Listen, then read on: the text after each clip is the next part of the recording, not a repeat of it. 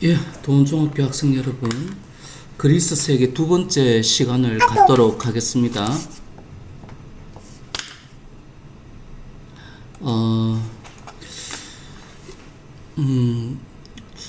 지난 첫 번째 시간 끝에 있는 거 다시 한번 보도록 하겠습니다. 아테네, 그리고 스파르타 두 제국주의 폴리스는 펠로폰네소스 전쟁을 하다가 쇠퇴했다. 그러니까 아테네 중심으로 한번 이야기 한번 해보겠습니다. 아테네는 페르시아와의 전쟁 승리 후 지도자가 그 당시 페리클레스였죠. 그리스 페르시아 전쟁에서 승리한 후 그리스는 전성기를 맞이합니다. 민주주의 그리고 직접 민주주의. 우리 대한민국은 직접 민주주의가 아니라 우리 대한민국은 간접 민주주의죠. 왜? 국회의원을 통해서 토론하고 입법하니까 법을 세우는 것이 우리나라는 입법부죠. 입법부의 구성원을 국회의원이라고 하죠. 국회의원이 만드는 게 법이죠. 설립자, 법법자. 국회의원을 통해서 우리는 법을 만드니까 토의하고 우리 대한민국은 현재는 간접 민주주의. 그런데 여기에서는 토론하고 투표로 아고라에서 바로 투표하고 결정하는 직접 민주주의 기억해 주기 바라고요. 이렇게 100년의 전성기를 누리고 100년의 전성기 그러고 나서는 전성기를 누리고 나서는 아테네는 펠로폰네소스 전쟁에서 패배한다. 이게 전쟁에서 패배하면은 다들 신경이 날카롭습니다. 굉장히 그러니까 누구 때문에 전쟁에 졌느냐? 누구 때문에 전쟁에 졌느냐? 전쟁에서 패했나? 뭐 이런 이야기도 계속 할 것이고, 그러니까 누구 때문에 전쟁에서 패했나? 이게 이제 막 그 당시 아테네에서는 중요한 문제였습니다.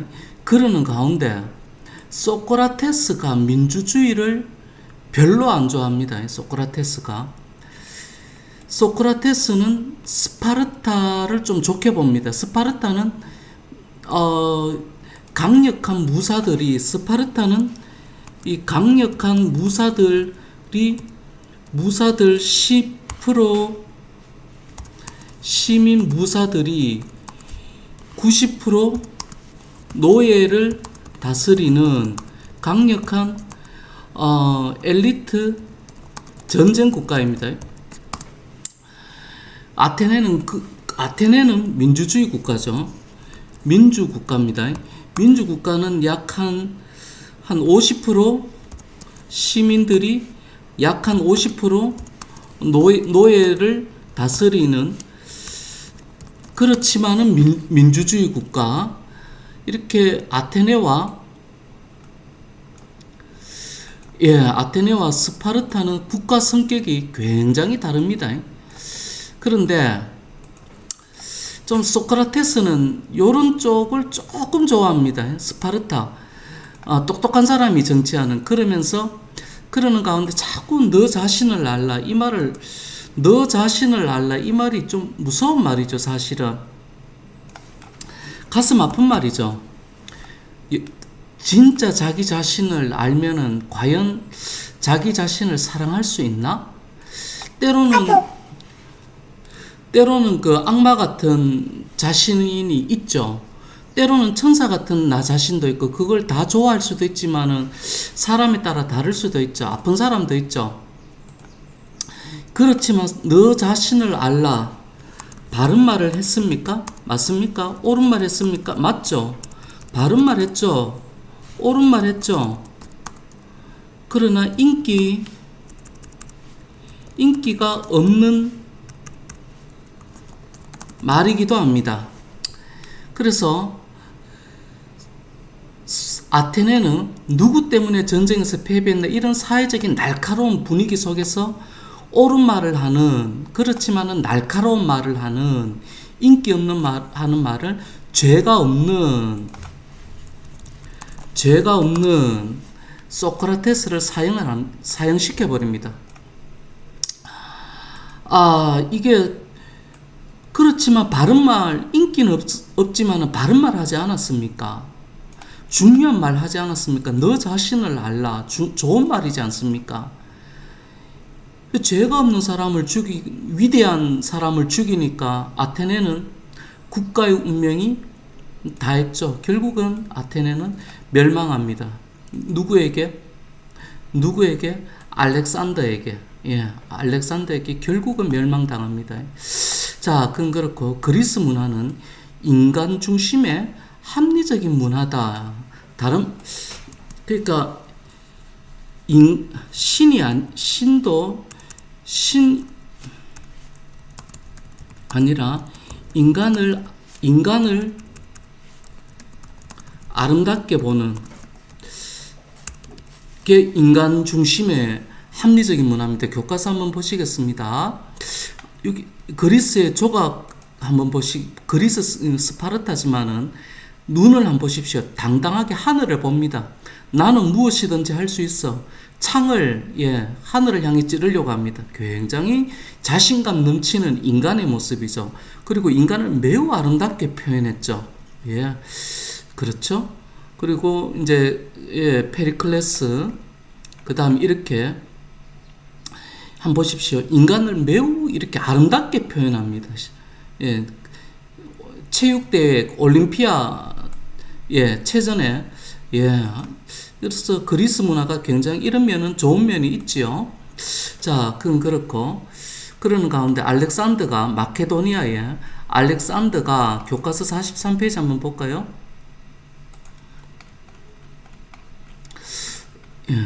43페이지 43페이지에 보십시다. 이렇게 알렉산더가 여기가 이제 그 마케도니아죠. 마케도니아에 이제 알렉산더가 그리스 세계 남쪽으로 내려와 가지고 그리스 세계는 이제 아테네와 스파르타 동맹들의 전쟁으로 세력이 약해져 있죠. 그리스 세계를 다 먹고 그다음에 페르시아 결국은 박살냅니다. 페르시아를 아케메네스 왕조 페르시아를 이집트를 멸망시키고 이렇게 세계 대제국을 건설하게 됩니다. 알렉산더가 이때 이제 30대 초반에 됐으니까 대단히 위대한 사람이죠. 자, 그건 그렇고 이때 이제 알렉산더 그리스 세계의 문화를 헬레니즘 문화라고 하니까 그리스 세계 문화가 온 세계에 이렇게 퍼지게 됩니다. 이렇게 유럽, 그리스, 그 다음에 서아시아 지역, 이쪽 지역에 이제 그리스 문화가 다 퍼지는데 그걸 헬레니즘 문화라고 합니다. 알렉산더가 죽은 후에 이렇게 새 왕국으로 분열되었고 이 분열된 지 300년간 유지되었다. 그러면서 헬레니즘 문화는 몇 년 동안 세계에 전파되었다? 300년 동안. 그렇습니다. 헬레니즘 세계의 문화 한번 보시겠습니다. 대제국 시대다. 대제국 시대니까 모든 시민이 평등하다는 세계 시민주의. 세계 시민주의. 여기가 유럽 사람, 그리스 사람이나 페르시아 사람이나 같은 나라다. 알렉산더 제국. 같은 나라다. 모든 시민은 평등하다. 좋은 말이죠. 동시에 개인주의 성격도 좀 나타납니다. 세계 시민은 평등하다라는 것도 있지만은 개인주의 성격도 있다. 무슨 말이냐? 너무 넓다 보니까 국가가 나를 잘 못 지켜준다. 이런 것도 있죠. 그러면 각자 알아서 살아남아야 된다. 각자 알아서 살아남는다를 우리는 개인주의 성격이다. 이렇게 표현할 수도 있죠. 다시 한번. 옛날에는 누가 지켜줬는가 하면 폴리스는 되게 좁은 마을 국가죠. 동네 사람들 다 압니다. 폴리스에서는 한번 보십시다. 여기가 폴리스입니다. 여기 사람들은 다 한 동네 마을 사람들입니다. 누가 어디 사는지 다 압니다. 어려운 일 당하면은 도와줄 수가 있습니다. 그리고 사람들이 서로 얼굴 다 압니다. 왜? 아고라에서 토론하고 여기서 결정하니까. 폴리스는 서로가 서로를 도와주는 공동체 세계다. 그런데 이 폴리스가 없어졌습니다. 폴리스가 없어지고 세계 대제국이 건설되었다. 그러니까 나라가 너무 넓어서 개개인을 도와줄 수 없다. 개개인은 각자 알아서 살아남아야 된다. 그게 개인주의라고 합니다. 계속해서 한번 보겠습니다. 폴리스 붕괴 후 공동체 의식이 붕괴되었다. 폴리스가 없다라는 말은 공동체 의식도 없다. 각자 도생이 뭡니까? 각자 알아서 살아남는다. 누가 왜 안 도와주니까. 사람들은 그러면 불안하죠. 불안하게 어떻게 살 것인가, 각자 어떻게 살아남을 것인가 고민하게 됩니다. 거기에서 스토아 학파가 먼저 이제 알면 좋겠습니다. 스토아 학파는 스토아란 회랑이라는 뜻인데 회랑이 뭐냐? 상식으로 알고 있으면 좋겠습니다. 회랑이 뭔가 하면은 요런 겁니다. 여기 큰 건물에 신전일 수도 있고, 여기 기둥이 있죠. 기둥과 벽 사이에 복도가 있죠. 여기가 그늘이지죠.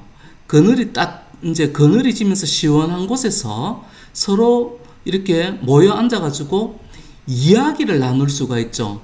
그리고 목소리도 울리죠. 예, 복도니까. 목소리도 울리다 보니까 전달도 잘 되고 이야기도 할 수 있고, 여기를 회랑이라고 합니다. 복도와 여기 기둥 사이의 벽, 요거를 다시 한번 기둥과 벽 사이의 요 복도를 회랑이라고 합니다. 예. 자, 그러니까 미래는 이미 결정되었으니 일희일비하지 말고, 희 기쁠 희 슬플 비, 너무 기뻐하거나 너무 슬퍼하지 말고, 욕심도 너무 내지 말고, 잘 생각하고 행복하게 살아라. 너무 불안해하지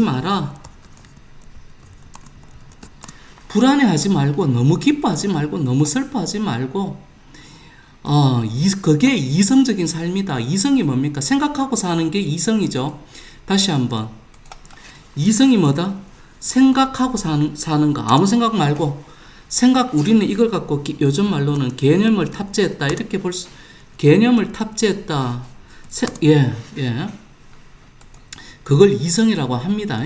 자, 요거 좀 스토아파. 에피쿠로스는 쾌락주의인데, 쾌락이 뭐냐? 뭐 짜릿한 거 그런 거 말고, 쾌락이 뭐냐? 고통이 좀 덜한 거. 그리고 마음의 안정. 요게 쾌락입니다. 다시 한번, 마음의 안정, 요게 쾌락입니다. 에피쿠로스 학파.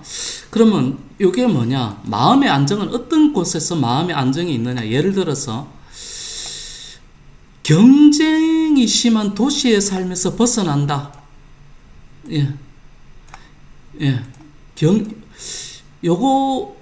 요게 제자백과와 뭐가 비슷합니까? 도가하고 비슷하죠. 도가는 어디에서 산다? 산에서 사는 걸 도가라고 하지 않습니까? 하나 더. 그래서 신선이 되겠다. 뭐 이런 게 도가 아닙니까? 그러니까 마음이 어떤 경우에 안정이 됩니까? 경쟁을 좀 피하고, 안빈낙도 가난하지만은 편안하고 즐겁게 산다. 이게 이제 에피쿠로스, 요게 이제 안정이고, 요게 쾌락입니다. 여러분은 에피쿠로스가 좋습니까? 쉽게 말해서 에피쿠로스는 경쟁에서 벗어나 산에서 산다. 그게 쾌락이야. 그게 안정이야. 스토아파는 도시에서 사는데 너무 불안해하지 마라. 생각하고 살아라. 대신 불안해하지 말고 생각하고 살아라. 요거는 수업 시간에 해결하기 바랍니다. 한 걸음 더. 아테네 민주정치의 특징. 직접 민주주의, 그 다음에 또 제국주의, 그 다음에 노예를 기초로 한 민주주의, 뭐 그런 거죠. 요거는 각자 알아서 해결합니다. 그런데 아테네의 정치를 민주정치라고 말할 수 있습니까? 없습니까? 무슨 말이냐? 왜 아테네 정치를 민주정치라고 할 수 없다라고 생각하는가 하면은, 노예 숫자가 너무 많죠. 인구의 반틈이 노예입니다. 노예는 일만 합니다. 노예는 일만 하고, 그러니까 시민들은, 노예가 일을 하니까 시민들은 시간이 있죠. 일을 안 해도 되니까. 그러니까 시민들은 노예의 주인이죠. 노예 시켜서 일 시키고, 지는 시간이 있으니까 책도 보고 토론하고 아고라에 가서 이야기도 하고, 그래서 정책을 결정하고 토론하고. 이게 민주주의이긴 한데 누가 없으면 민주주의가 안 됩니까? 그렇죠. 노예가 없으면은 민주주의가 안 되는 거죠. 스파르타는 뭐 말할 것도 없고요. 스파르타는 사실 민주국가라고 이야기하기 진짜 어렵습니다. 인구 90%가 노예인데 뭐. 그야말로 엘리트 군사국가입니다. 자, 이런 아테네를 민주정치라고 말할 수 있느냐? 다른 사람이 고통받고 희생을 하는 정치, 그렇게 해야 민주정치라면은 민주정치라고 말할 수 있느냐? 민주는 자유와 평등 아닙니까? 민주주의의 근본은 자유와 평등인데, 과연 이것을 아테네 정치를 민주주의라고 할 수 있느냐? 한번 정답은 사실 없습니다. 정답은 없습니다. 여러분들이 한번 생각하고 모둠에서 이야기를 한번 해보기 바랍니다. 감사합니다. 오늘은 여기까지만 하겠습니다.